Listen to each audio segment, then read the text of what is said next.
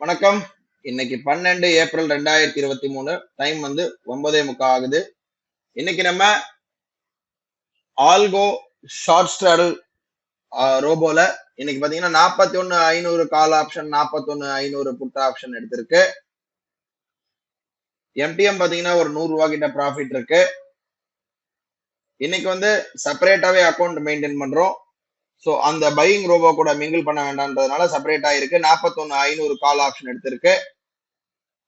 இப்போதைக்கு வந்து நியூட்ரல்ல தான் இருக்கு. இதோட சாயந்தரம் வந்து பார்க்கலாம். இன்னைக்கு வந்து additional entry out of the money எடுக்கும். எந்த சைடா ஸ்டாப் லாஸ் ஹிட் ஆச்சுன்னா plus once stop loss hit ஆன உடனே ஹிட் ஆகாத சைடு ஓப்பன் பொசிஷன் இருக்கிற சைடு வந்து ஸ்டாப் லாஸ் வந்து காஸ்ட் டு காஸ்ட் வந்துடும்.